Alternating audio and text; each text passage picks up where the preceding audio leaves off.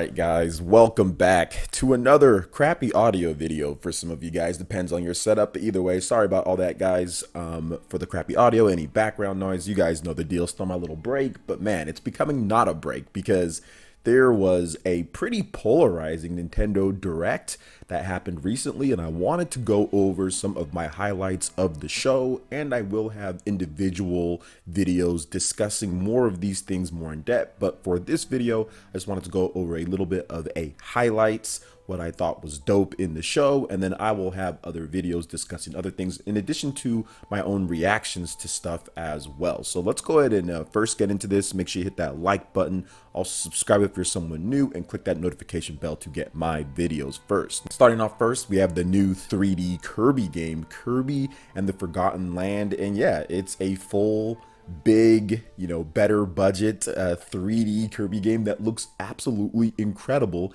and way better than Kirby Star Allies on the Nintendo Switch, and probably one of the best looking Kirby games from just a gameplay and graphical standpoint for the system that it's on since the Nintendo 3DS with Kirby Triple Deluxe and Kirby Planet Robobot, and how that game used the 3D and the backgrounds and the foregrounds and all that. So I think that's pretty cool. Kirby's looking great, and Kirby's finally getting the 3D adventure that he deserves, because we really haven't had it in a very long time. It's been a while since I could sit there and say I'm super excited for a Kirby console game. So this is definitely a good step, a step in the right direction, and this should probably be the best-selling Kirby game of all time in my opinion, if the game ends up being a solid 3D action adventure game.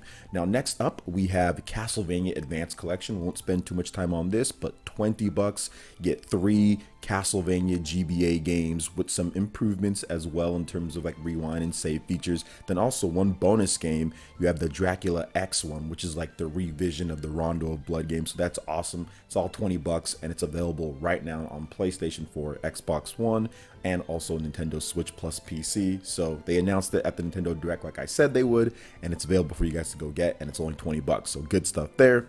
Next after that is Nintendo Switch Online plus the expansion pack, adding online N64 and Genesis games to the mix. Now this will be a higher tier subscription model, which definitely was a bit controversial when it came down to it, but people wanted N64 and wanted new systems added into the Switch Online.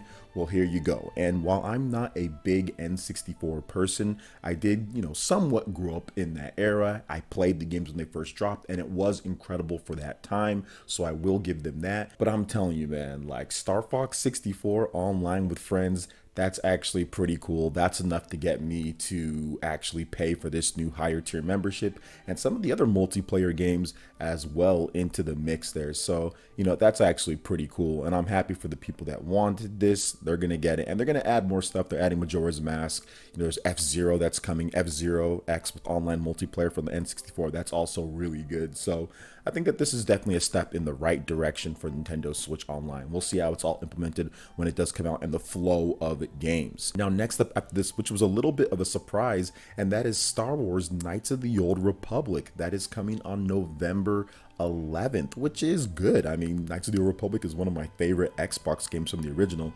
Yes, we're not going to get that. It's like a PlayStation and PC timed exclusive, the Knights of the Old Republic remake. At least we don't know what's going to happen in the future, but in the meantime, this is pretty good for those who haven't played the game. It is a top tier BioWare RPG, so if you like the old school BioWare, then you should definitely check out Star Wars Knights of the Old Republic. It is a fantastic game. Now next up after this is Project Triangle Strategy March 4th. Ooh, baby, man, I am excited for this one. I love what they're doing with this. They actually took our feedback. They improved the graphics, the camera angles, the UI, the gameplay, difficulty, all of that has been adjusted. I love how Square Enix is really taking like the bull by its horns with these HD 2D games and really making it like love letters to the fans while making a lot of money in the process. All of these HD 2D games make, or sell over 1 million copies so far from what we've seen. Some of these old school classics, some of the double A industry, if you want to call it that, from Square Enix. They've had a great partnership with Nintendo, and this looks like it's going to be another banger. And we got a release date for it. This was like the best thing with this Nintendo Direct, is that there was, most of the time, you had release dates, you had actual gameplay footage, it was actual footage from the game with dates or at least windows. You know, Kirby, I forgot to say this, but Kirby Spring 2022, so that's awesome as well. Nintendo Switch Online with the N64 stuff, they're going to be talking about that next month as well. Advanced Collection is out November 11th for Star Wars, you know, so that's pretty cool. March 4th, you know, and there's going to be tons of gameplay improvements too. For, it's not even Project Triangle Strategy, I think I called it Project Triangle Strategy, it's just called Triangle Strategy. They did the exact same thing that they did with Project Octopath Traveler, and I knew they were going to do the same thing. They're just going to drop a project from it and just make it Triangle Strategy. I'm just used to calling it Project Triangle Strategy, but nope, it's just Triangle Strategy, which I did guess that they would do that. But yeah, March 4th, very good to see some release dates, very good to see that they're improving the game, so fantastic on that one. Next up, Super Smash Brothers Last Fighter. Now this is the last one, this is it, okay? This is the last one. There is not anything more for this. People are saying that there's going to be another one. Nope. Sakurai says this October, early October, there's going to be, you know, this presentation. There's going to be this presentation for Super Smash Brothers. Okay, there's going to be this presentation for Super Smash Brothers, and that's it. And I'm guessing that it's going to be a lit character. I'm guessing it's going to be something. I mean, the fact that it got its own presentation, you know, is just nuts. But at the same time, like, I made a video on this, so if you haven't seen it, please make sure you check it out. I'll put a link to it if I, you know, if I can, or if I remember. But check out my video where I talk about why I'm happy that this is the last character for Super Smash Brothers. And then you'll kind of understand what I'm saying here. But I'm happy about this. It's time to move on. It's been 3 years, like Nintendo even stated in the Direct. It's been 3 years. It's time to move on. Let's get this last one done. You know, it's over with. There's not any more new content coming to Smash either. This is done. It's over with. And we can just play Smash, you know, Ultimate, and we can wait for the next game, however long that's going to take. And Sakurai can maybe make Kid Icarus. Sakurai can make something else. So that's what I want. Smash is great, but we don't need DLC till the end of time.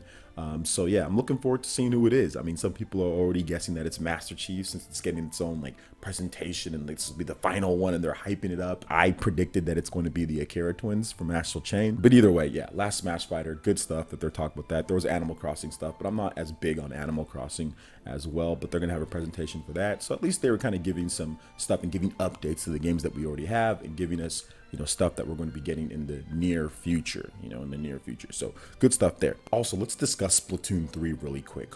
Goodness gracious, that game looks absolutely freaking hype. I love what they're doing with the multiplayer. They're actually making it layers and kind of having like a little bit more verticality to the mix, with like going up and kind of having just different, not so like flat stages. These stages look far more dynamic, to where you can kind of like sneak around and kind of ambush people and go up top. Splatoon 3 looks fantastic. The single player looks incredible as well. The graphics have been improved quite a bit. Like the ninja squid abilities and stuff that you're seeing in there just look dope too. So Splatoon 3, can't wait. 2022, let's freaking go on that one. Last but definitely not least, this was the highlight of the show, and I think that some people were even saying that it kind of saved the show for them.